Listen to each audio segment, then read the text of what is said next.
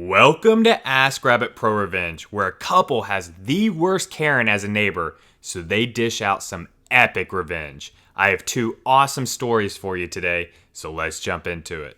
This first post is titled, Me and Karen, a Love Story. Just kidding, Karen is a total butthead, but buckle up because here's my novel. My husband and I are in our late 30s and child-free. Some people on Child Free said I should post here too, so enjoy the saga.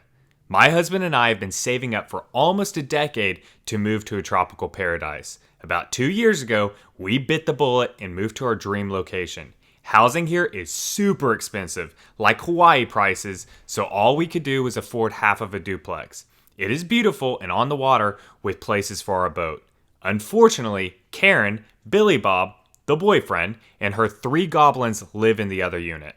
Setup. There is some period of time we just went for a week here and there, but we live here full time now.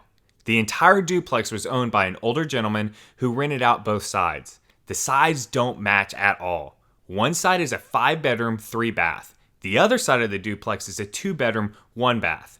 We bought the 5-bedroom. On our side of the property, we have 90% of the backyard, a gazebo, and dockage, about 150 feet since it's on our corner.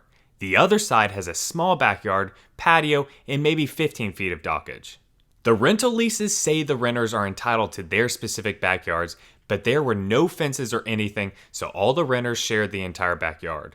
After we bought the house, Karen immediately tried to throw her weight around that they expected to continue with that privilege. I told her if she asked politely, we would try to accommodate her. She thought this meant she could use our backyard whenever she wanted. Party incident. One day my husband and I are enjoying some drinks outside when a delivery truck shows up to set up a giant blow-up thing in our backyard. I asked Karen what the heck she thought she was doing, and she said it was her kid's birthday. Then she had the gall to say it was a family and friends only event, so we had to stay inside our house. Not wanting to be a total butthole and ruin some little girl's birthday, I told Karen after this, she would have no access to our backyard, period. Karen shrugged and kept setting up for the party. During the party, a drunk adult wandered into our house, which shocked us all. I said Karen's house is on the other side, and he said, "Oh, Karen said she owned the whole property and to use whichever bathroom was available." I directed him to Karen's bathroom, and soon after she came storming into our house, screaming about how dare we make her look bad to her friends and how selfish we are, we couldn't even spare one bathroom. She said we didn't deserve all this space with just us. I told Karen to get the heck out of my house or I would be calling the cops. She finally left and the party wrapped up shortly after. Backyard remodel. After the party incident, we decided we needed to clearly define the backyard and build a fence. While we were spending the money, we decided to update the patio, put in a fire pit, and an outdoor kitchen. While the contractor was on site, nosy Karen had to come investigate. Since the fence would be the last thing built, I was vague and just stuck to telling her about the patio update.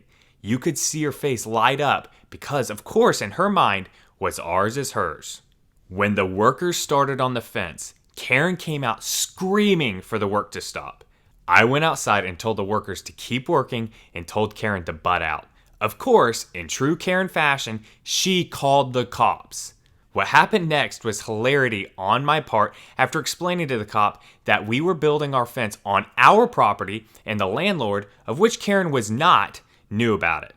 When the cop gave Karen a stern lecture, I thought her head was going to explode. She went back into her house and slammed the sliding door so hard it sounded like something cracked. We got our fence, and I thought that would be the end. But of course not. The boat incident.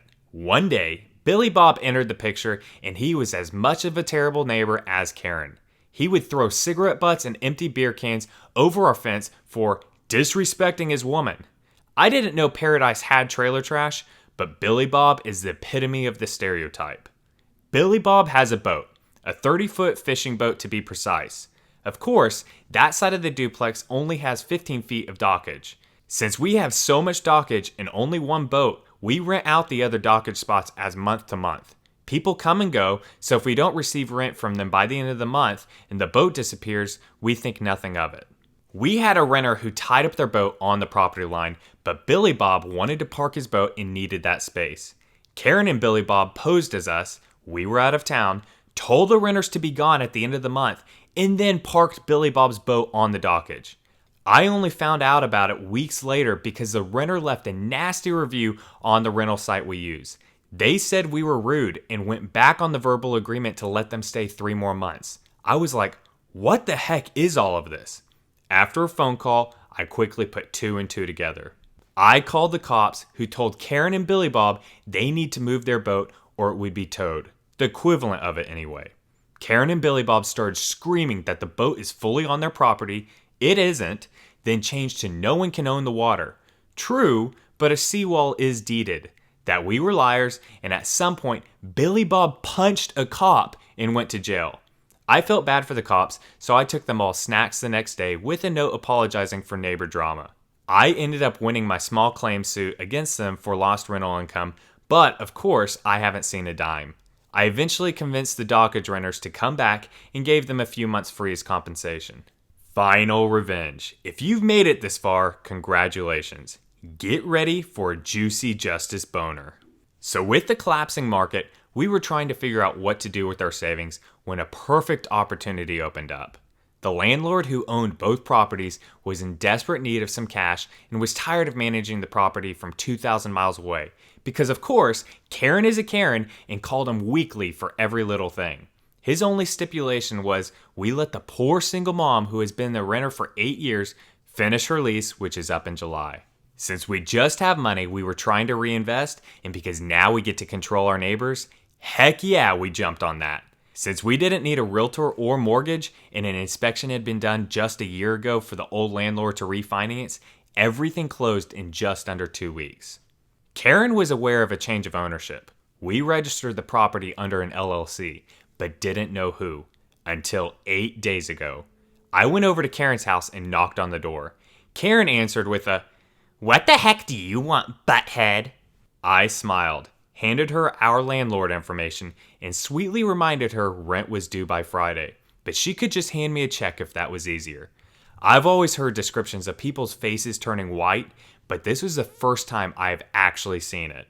I told Karen that we are honoring her lease until the end of July, but afterwards, she had better make plans to move because we intend to remodel it before these next tenants move in. Bye, butthead. That is pretty epic revenge to literally buy the house to get your neighbors to move out. Alright, I hope you guys enjoyed that first story. Before we get into the next story, if you guys could please do me a huge favor and smash that like button down below and make sure to hit subscribe so you never miss any future content.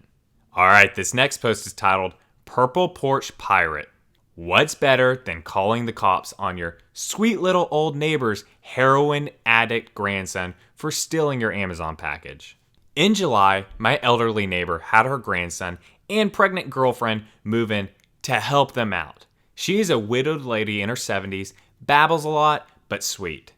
I have a soft spot for her. Years ago, she cornered me as I was leaving to take my dog on a walk. My dog was unhappily pacing, waiting for the walk while we listened to her stories. He peed on her during the story, but she's so senile she didn't notice. Just a few days later, I'm mowing my backyard and the grandson walks past my house carrying an Amazon envelope. Weird. An hour later, sweet little old lady comes over with the envelope her grandson had. "This was in my landscaping." Totally forgot I ordered my kids the movie Leap, which is a crap haul for this kid. See, I am a criminal defense attorney, probably the only one this lady knows. If I call the cops, my neighbor will just try to hire me. It will get weird. She is so sweet. I will be a witness. He is on probation, so he will sit in jail for a while. This will totally make me look like a snitch to my own clients in that same jail who are thieves, addicts, and burglars. It's bad personally and professionally, and it's not the biggest deal. So I filled up an Amazon box with purple rain powder that was ordered to my office. A dry dye that gets darker and spreads when it comes into contact with your sweat. That lasts a week on your skin. Think leaking pen times 50. Why? I wanted to shame him, and it won't come back on me. He's not going to call the cops for stealing my crap. He isn't going to tell his grandma he stole from me. And if it makes a mess in her house, it's still way cheaper for her than hiring a lawyer and paying her grandson's court costs and fines. Yep, package was gone in 20 minutes. I walked past the home, screams of anger at the pregnant girlfriend. This crap won't come off. It's all over my grandma's house. Priceless. The next day, I give him the head nod as he smokes a cigarette in a hoodie in July. He runs inside. Then I taught my kids to yell Smurf when we walk past. No snitching, just shame. All right, that's going to wrap up today's Pro Revenge video. I hope you enjoyed those 2 stories today. If you did, please go ahead and smash that like button down below. Make sure to leave a comment letting me know what your favorite story was today. And if you haven't already, make sure to hit subscribe so you never miss any future content. While you're at it, definitely check out the other Pro Revenge and Nuclear Revenge videos on this channel. I hope you all have a great rest of your day.